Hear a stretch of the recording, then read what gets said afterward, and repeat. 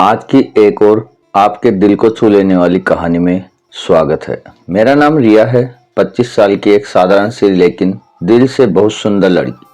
सब मुझे प्यार से रिया कहते हैं। मैं दिल्ली के एक बड़े सरकारी अस्पताल में स्टाफ नर्स हूँ। मेरी माँ की एक ही सीख थी, बेटी काम पर सिर्फ काम पर ध्यान दो, बाकी सब समय आने पर हो जाए। मैं हमेशा यहाँ काम करती थी, मरीजों की सेवा में लगी रहती, उनकी तकलीफ कम करने की कोशिश करती। लोग मुझसे बात करने के बहाने ढूंढते, मुस्कुराते, तारीफ करते, लेकिन मैं बस मुस्कुराकर अपना काम करती और आगे बढ़ जाती। मुझे क्या पता था कि किस्मत ने मेरे लिए एक ऐसी कहानी लिखी रखी थी जो मेरी जिंदगी को हमेशा के लिए बदल देगी। एक सुबह अस्पताल में हलचल मची हुई थी। इमरजेंसी में एक युवक को लाया गया। उसका हाथ बुरी तरह घायल था। डॉक्टर ने मुझे तुरंत बुलाया। रिया, यूनिफॉर्म बाद में पहन लेना, इस मरीज के हाथ पर पट्टी कर दो। मैं जल्दी से उसके पास गई। जैसे ही मैंने उसका हाथ देखा, उसने अपनी आंखें उठाई। उसकी गहरी काली आंखों में एक ऐसी चमक थी जो मुझे एक पल के लिए ठिठका गई। वो मुझे देख कहता रहा जैसे कोई पुरानी याद ताजा हो गई हो। मैंने धीरे से कहा, सर पहले पट्टी करवा लीजिए, दर्द हो रहा होगा ना। उसने अपना हाथ मेरे सामने बढ़ाया। खून बह रहा था, लेकिन उसकी नजरें मुझ पर टिकी हुई थी। मैंने घाव साफ किया, दवा लगाई और पट्टी बांधी। काम खत्म होने पर वो बोला, आपके हाथ लगते ही दर्द जैसे गायब हो गया। मैं थोड़ी शर्मा गई, मुस्कुराई और बोली, अब आराम कीजिए। फिर मैं यूनिफॉर्म बदलने चली गई, लेकिन सारा दिन उसकी वो आंखें मेरी दिमाग में घूमती रही। वो पुकार, वो चुपके से देखना। छुट्टी के समय जब मैं बाहर निकली तो वह लड़का एक सिल्वर कलर की कार में बैठा मुझे देख रहा था। मैंने नजरें नीचे की और चुपचाप ऑटो पकड़ लिया। घर पहुंचकर भी उसका चेहरा आंखों के सामने था। मैंने खुद को समझाया, रिया, यह सिर्फ एक मरीज है, काम पर ध्यान दो। अगले दिन सुबह जैसे ही मैं अस्पताल पहुंची, वो फिर वहां था।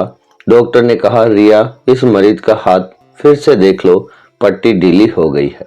मैं समझ गई कि वो सिर्फ मेरे लिए आया है। मैंने पट्टी बदली। काम खत्म होने पर मैंने कहा, सर अब 3-4 दिन बाद आइएगा, घाव को ठीक होने में समय लगेगा। उसने मुस्कुराकर कहा, ठीक है, लेकिन आपसे मिलने का बहाना तो बनाना पड़ता है ना। मैं थोड़ी नाराज हुई, लेकिन उसकी मुस्कान देखकर मन हल्का हो गया। अगले दिन वो फिर आया। इस बार उसने कहा, रिया जी, आपकी आवाज सुनकर ही दिन अच्छा लगता है। क्या मैं आपसे रोज थोड़ी बात कर सकता हूँ? मैंने हंसकर कहा, सर अस्पताल में मरीजों से बात होती है, लेकिन नंबर देने की आदत नहीं। फिर भी उसकी सच्ची नजरों ने मुझे मना लिया। मैंने शर्त रखी, सिर्फ एक नमस्ते कहकर फोन रख देना। अगले दिन सुबह 10 बजे फोन आया। नमस्ते। मैंने जवाब दिया, नमस्ते। वो बोला, मैं आ रहा हूँ, जिसका हाथ पट्टी करवाया था। मैंने फोन रख दिया, लेकिन मन में एक मीठी सी खुशी थी। धीरे धीरे वो रोज कॉल करता, सिर्फ नमस्ते कहकर। फिर एक रात उसने मैसेज किया, क्या आप सो रही हैं? मैं सो रही थी, जवाब नहीं दिया। अगले दिन कॉल पर मैंने कहा, शर्त याद है ना? वो माफी मांगते हुए बोला, रात को आपका ख्याल आया, दिल नहीं माना। धीरे धीरे हमारी बातें बढ़ी।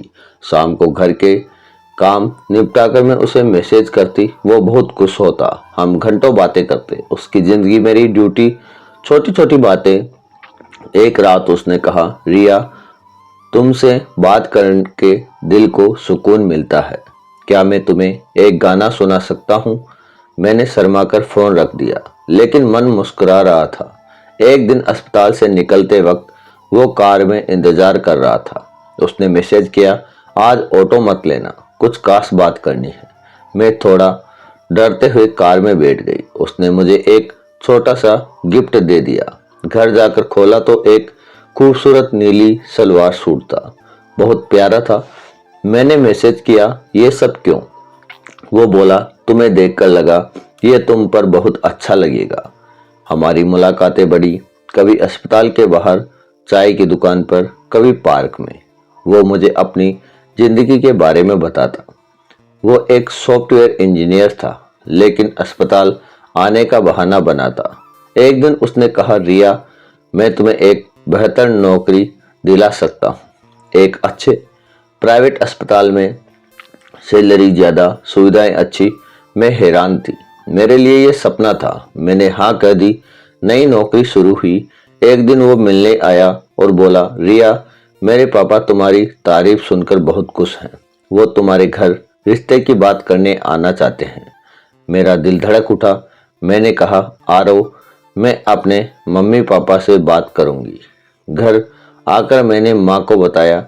माँ ने कहा, बेटा, तुम्हारे पापा को समझाना पड़ेगा। लेकिन पापा नहीं माने। उन्होंने कहा, हम अपनी बेटी की शादी अच्छे घर में करेंगे। मेरी आंखों में आंसू आ गए। मैंने आरव को फोन किया और कहा, आरव, मैं तुमसे बहुत प्यार करती हूँ, लेकिन माता पिता की इज्जत सबसे ऊपर है। हम नहीं साथ रह सकते। आरव समझाने की कोशिश की, लेकिन मैंने फोन रख दिया। अगले कुछ दिन बाद बहुत मुश्किल थे। मैं काम में डूबी रहती, लेकिन दिल उदास रहता। फिर एक दिन अस्पताल में मीटिंग थी। नया हेड डॉक्टर ज्वाइन कर रहा था। जब मैंने देखा तो मेरी सांसें रुक गई। वो आरव था। मीटिंग में उसने सबके सामने कहा, रिया, अब से तुम्हें मुझसे बात करने की कोई शर्त नहीं। मैंने फैसला कर लिया, हम शादी करेंगे। मैं तुम्हारे माता पिता से खुद बात करूंगा। मैं रो पड़ी। उसने कहा, मैंने तुम्हारे परिवार की इज्जत रखी है। मैंने तुम्हारी नई नौकरी में भी यही सोचा था कि तुम सुरक्षित रहो। अब हम साथ होंगे। उसके बाद आरव मेरे घर आए। मेरे पापा से बहुत प्यार से बात की। उन्होंने आरव की मेहनत, उसकी अच्छाई देखी और हाँ कर दी। हमारी शादी हुई बहुत सादगी से, लेकिन बहुत प्यार से। आज हमारे पास एक प्यारी सी बेटी है, जिसका नाम हमने आराध्या रखा है। हर शाम हम साथ बैठते हैं, पुरानी बातें याद करते हैं। वो पट्टी वाला दिन, वो पहली नमस्ते, वो पहला गिफ्ट, सब कुछ आज भी उतना ही मीठा लगता है। प्यार वो नहीं जो बहाने ढूंढे। प्यार वो है जो इज्जत, धैर्य और यकीन से जीता जाए। हमने ये सब साथ मिलकर साबित किया। अगर आपको ये कहानी पसंद आई तो लाइक करें, कमेंट करें और सब्सक्राइब जरूर करें।